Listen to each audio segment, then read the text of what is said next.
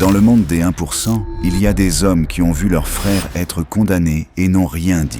Des hommes qui ont accepté de passer des décennies en prison plutôt que de passer. La plupart des gens à l'extérieur ne comprendront jamais comment un homme peut faire un tel choix. Mais les hommes qui le font ne le considèrent même pas comme un choix. C'est simplement ainsi que fonctionne le monde qu'ils ont construit. Et leur monde repose sur un ensemble de règles que personne n'a jamais écrites. Alors, aujourd'hui, nous allons examiner 13 choses que les véritables one-percenters ne font jamais.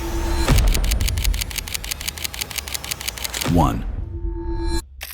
Ne jamais coopérer avec les forces de l'ordre. C'est la règle qui vous dit tout ce que vous devez savoir pour déterminer si un homme appartient réellement au monde des 1% ou s'il ne fait que porter l'écusson le week-end. Si chaque homme d'un club ne devait comprendre qu'une seule règle, du jour où il devenait prospect jusqu'au jour de sa mort, c'était celle-ci. Les affaires du club ne quittent jamais le club, ni lorsque vous êtes assis en face d'une table dans une salle d'interrogatoire, ni lorsqu'on vous offre quelque chose qui semble en valoir la peine. La réponse est toujours la même, car cette règle ne connaît aucune exception, et les hommes qui ont fondé ces clubs se sont assurés que tout le monde la comprenne avant même de porter un écusson dans le dos. Mais il y a toujours un homme qui décide que la règle ne s'applique pas à lui. Il ouvre la bouche et donne à la justice de quoi travailler. Une déclaration en entraîne une autre, et très vite, toute l'organisation fait l'objet d'une enquête parce qu'un seul homme a choisi son propre confort au détriment de tout ce que ses frères avaient construit. Les clubs qui ont laissé cela arriver ont disparu. Et si les clubs qui existent encore aujourd'hui sont toujours debout, c'est précisément parce qu'ils n'ont jamais laissé cette leçon s'effacer. Ce que les gens à l'extérieur ne comprennent jamais, c'est que ce silence n'a pas besoin d'être imposé à chaque fois. Si vous montrez clairement une seule fois les conséquences à quelqu'un qui pensait que les règles ne s'appliquaient pas à lui, le souvenir de cette démonstration fait ensuite le travail tout seul. Après cela, le silence se maintient de lui-même. C'est ainsi que le code a survécu aussi longtemps. Et c'est pourquoi les hommes qui appartiennent réellement à ce monde n'ont jamais besoin qu'on le leur rappelle une deuxième fois. 2. Ne jamais porter un écusson que vous n'avez pas mérité. En 1947, l'American Motorcyclist Association a publié une déclaration après l'émeute de Hollister affirmant que 99% des motocyclistes étaient des citoyens respectueux des lois. Le 1% restant a entendu cela et en a fait un insigne d'honneur. Ils ont construit toute une identité autour du fait d'être l'exception. Et le petit écusson, en forme de losange, né de ce moment, est devenu le symbole le plus protégé du monde de la moto. Mais ce que représente cet écusson n'est pas la rébellion pour le simple plaisir de se rebeller. Il représente quelque chose de bien plus précis. Il représente tout ce qu'un homme a traversé avant d'être autorisé à le porter. Les années passées comme prospect, où vous êtes l'homme le plus bas dans la hiérarchie et où vous le savez et vous l'acceptez parce que vous comprenez que les hommes au-dessus de vous ont gagné leur place de la même manière. Les ordres que vous avez suivis sans poser de questions, les moments où vous avez été mis à l'épreuve d'une façon que vous n'aviez pas vu venir, tandis que le club observait de quoi vous étiez réellement capable. Tout cela est ce que représente cet écusson. Ce n'est pas seulement un morceau de tissu, ce sont les années d'efforts acharnés qu'il symbolise. Mais si un homme porte cet écusson sans avoir traversé tout cela, il n'a pas seulement manqué de respect à un club. Il a dit à tous les hommes qui ont passé des années à mériter leur couleur que leur sacrifice ne signifiait rien. Les véritables one-percenters ne laissent pas passer cela. Ils règlent le problème en interne, d'une manière que la personne concernée n'oubliera jamais. Parce que l'écusson est une déclaration de qui vous êtes et de ce que vous êtes prêt à faire pour le protéger. Les hommes qui l'ont réellement mérité le comprennent, et ceux qui ne l'ont pas mérité découvrent ce que cela signifie. 3. Ne jamais confronter un frère en public. Toute organisation connaît des conflits internes, et le monde des 1% ne fait pas exception. Les hommes sont en désaccord, Les tensions montent, les griefs s'accumulent avec le temps, comme dans tout environnement où de fortes personnalités évoluent sous pression. Mais ce qui distingue un véritable one-percenter de tous les autres, ce n'est pas l'absence de conflit, c'est le fait de savoir où ce conflit a sa place et où il ne l'a pas. Si vous avez un problème avec un frère, cela se règle à huis clos. Cela se règle autour de la table où le club traite ses affaires et où tout ce qui doit être dit est dit, sans public. Parce que, au moment où ce conflit devient public, quelque chose s'est déjà produit qui ne pourra plus être réparé. Les rivaux, les forces de l'ordre et tous ceux qui observent savent désormais que la fraternité peut être fissurée par l'incapacité d'un seul homme à se maîtriser au mauvais moment. Et dans le monde des 1%, cette connaissance entre de mauvaises mains coûte cher à tout le monde. Un homme incapable de séparer ses émotions de son environnement est un homme à qui l'on ne peut pas faire confiance pour protéger le club, lorsque cette protection exige de privilégier la discipline à l'instinct. Le monde des 1% est construit précisément sur cette discipline. Et les hommes incapables de la trouver en eux découvrent rapidement que le club n'a aucune patience pour les dégâts causés par son absence. Les véritables one-percenters règlent leurs problèmes comme ils règlent tout le reste. En interne, à l'abri des regards, et avec la compréhension que ce qui reste à l'intérieur du club y reste pour une raison. 4. Ne jamais toucher à l'old lady d'un autre homme. C'est la seule règle qui n'a pas besoin d'être expliquée dans le monde des 1%. Chaque homme ayant déjà été prospect dans un club la comprenait avant même que quelqu'un la lui explique. Une old lady n'est pas simplement une partenaire. Elle est le prolongement du statut de son homme. Et franchir cette limite n'est pas quelque chose dont on discute lors de la prochaine réunion du club ou que l'on règle par de simples excuses. On s'en souvient. Et dans un monde où les hommes ont la mémoire longue et règlent leurs dettes selon leur propre calendrier, ce souvenir a des conséquences. La raison pour laquelle cette règle est plus profonde que la plupart des autres n'est pas personnelle. Elle est structurelle.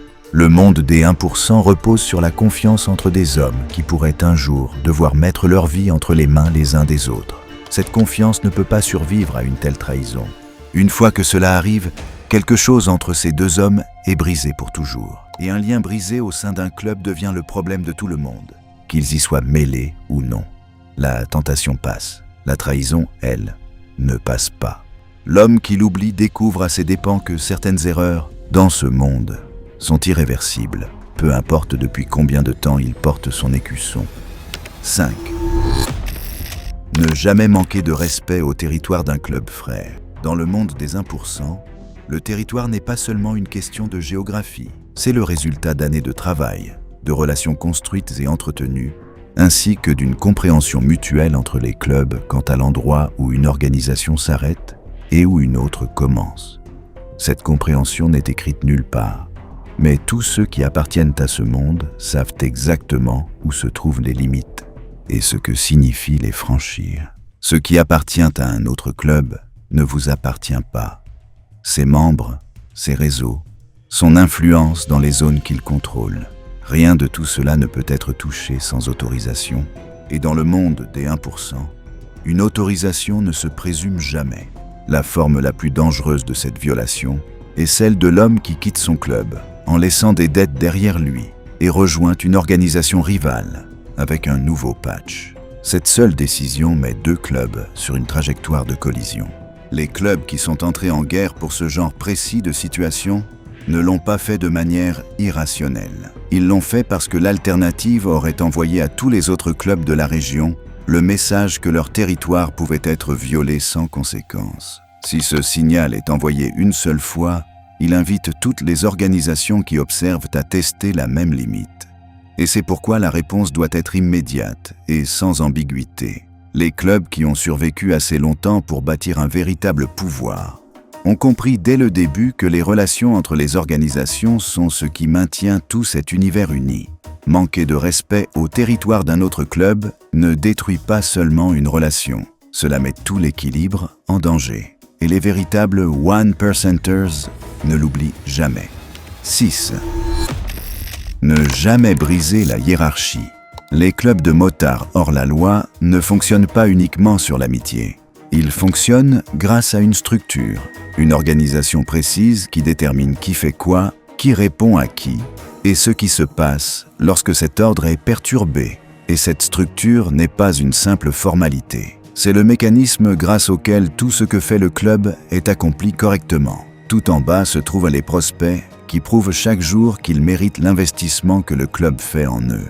Au-dessus d'eux se trouvent les membres portant leur patch. Au-dessus encore, les membres les plus anciens. Chacun connaît sa place, et chacun comprend le prix à payer lorsqu'il l'oublie. La hiérarchie n'a rien à voir avec l'ego. Elle est une question de fonctionnement. Lorsqu'une décision doit être prise rapidement et sous pression, il n'y a ni temps pour débattre, ni place pour l'homme qui pense que son opinion a le même poids que celle du président du chapitre. La structure existe pour que, dans les moments qui comptent le plus, le club agisse comme un seul homme. Un homme qui affaiblit cette structure parce qu'il n'est pas d'accord avec une décision ou parce qu'il pense en savoir plus que ceux qui sont au-dessus de lui ne crée pas seulement un problème pour lui-même. Il crée une faiblesse dans les fondations sur lesquelles reposent tous les autres hommes du club.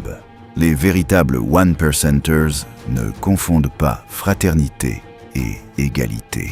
Dans le monde des 1%, la fraternité signifie que chaque homme a un rôle et que chacun l'assume sans se plaindre.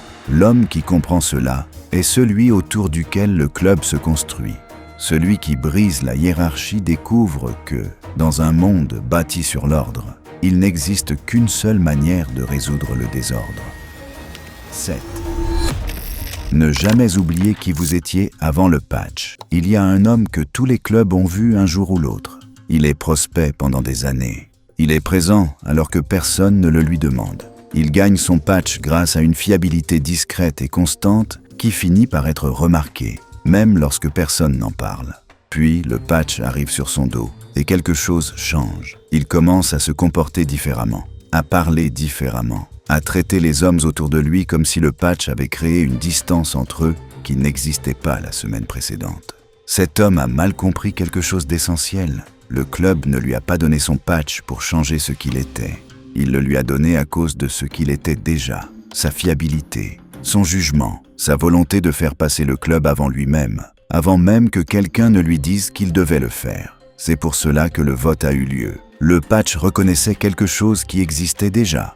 Il ne créait pas quelque chose de nouveau. Les véritables one-percenters qui portent leur couleur depuis 20 ans sont les mêmes hommes qu'ils étaient le jour où ils étaient prospects.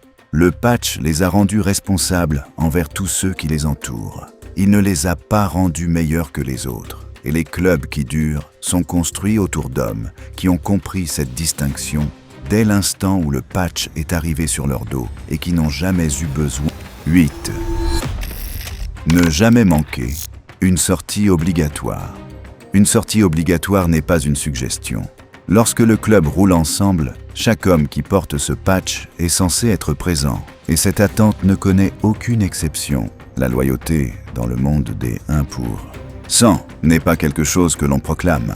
C'est quelque chose que l'on démontre par l'accumulation de toutes les fois où l'on est présent lorsqu'on attend de vous que vous le soyez. Chaque sortie obligatoire est l'un de ces moments. Le club avance comme un seul homme, et votre présence confirme que vous faites partie de ce mouvement. Votre absence confirme toute autre chose.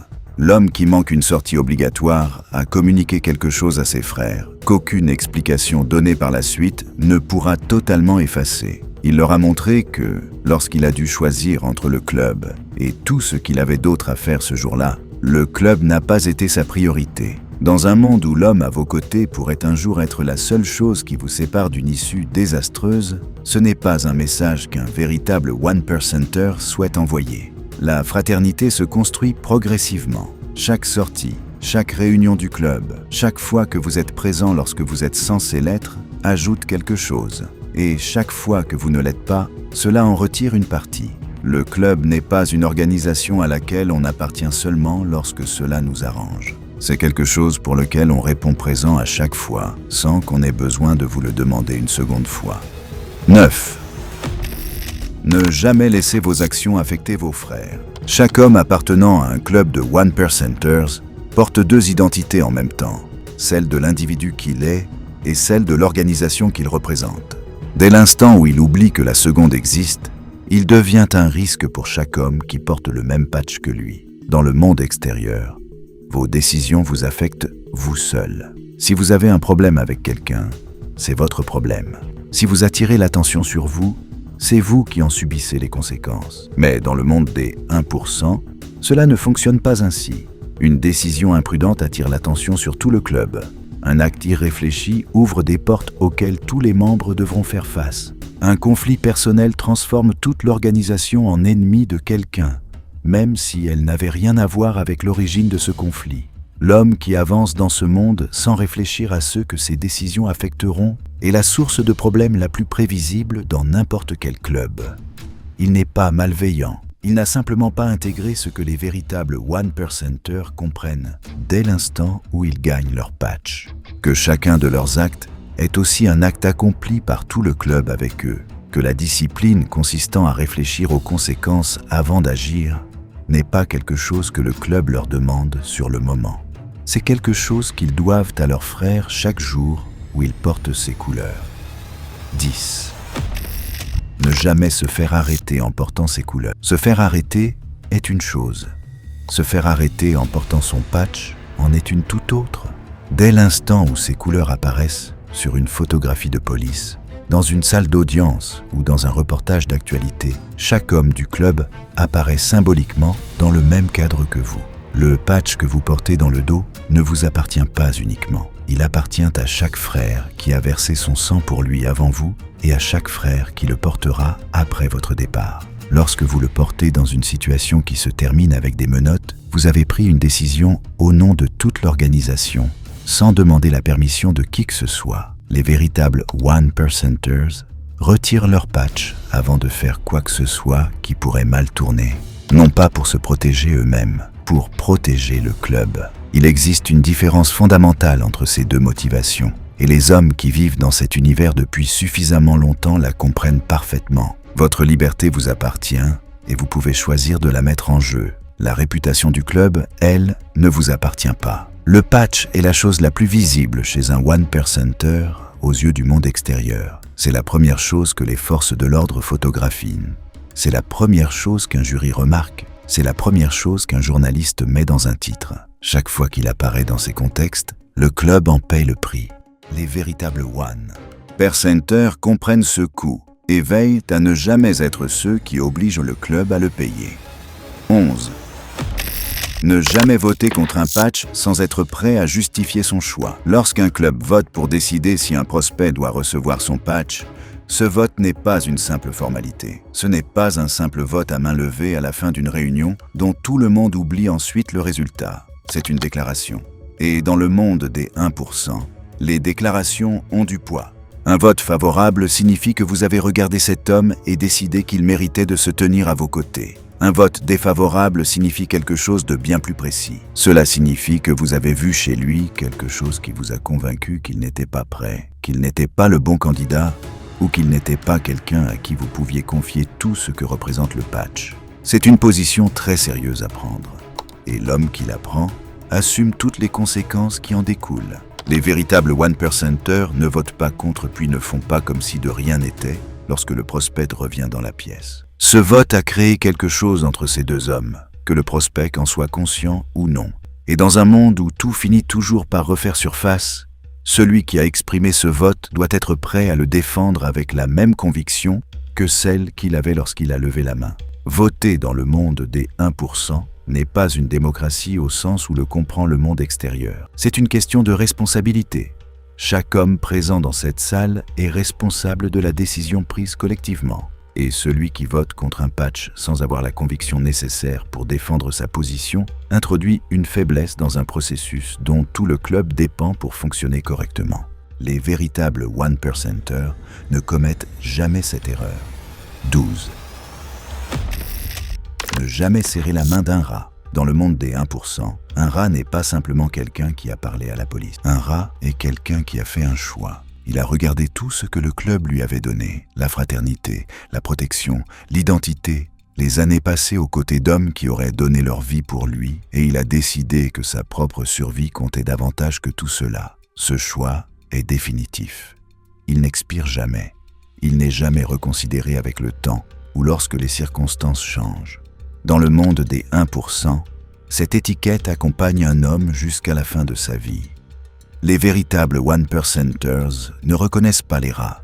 Ils ne leur serrent pas la main, ne s'assoient pas à la même table qu'eux et ne les traitent pas comme si le choix qu'ils avaient fait était sans conséquence. Non par cruauté, par nécessité. Parce que reconnaître un rat lui redonne une légitimité qu'il a perdue au moment où il a ouvert la bouche.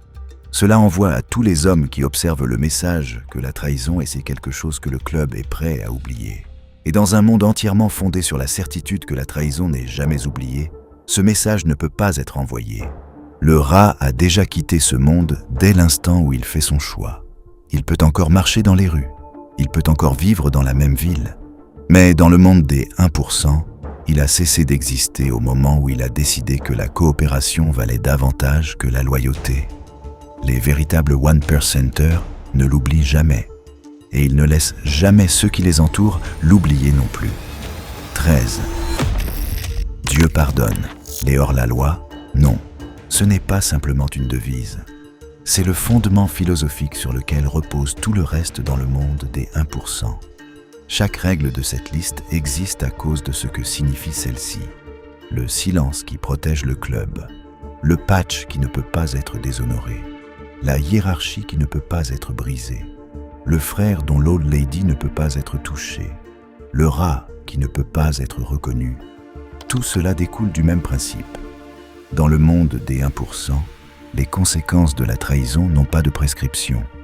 Elles ne s'effacent pas avec le temps. Elles ne sont pas atténuées par les circonstances et ne disparaissent pas au détour d'une conversation. Elles s'accumulent jusqu'à ce que la dette soit réglée. Et cette dette est toujours réglée. Le monde extérieur possède des systèmes pour cela. Les tribunaux, les avocats, les délais de prescription qui disent qu'après un certain nombre d'années, une faute ne peut plus être poursuivie. Le monde des 1% n'a rien de tout cela. Il fonctionne selon son propre calendrier et selon ses propres règles. Et les hommes qui y vivent ont toujours compris que ce n'était pas une faiblesse. C'était la source même de la force du code.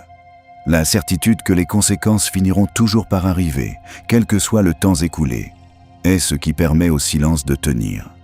C'est ce qui donne un sens aux règles. C'est ce qui distingue les clubs qui ont perduré de ceux qui ont disparu. Dieu peut pardonner. Mais dans le monde des 1%, le pardon n'a jamais fait partie de l'accord.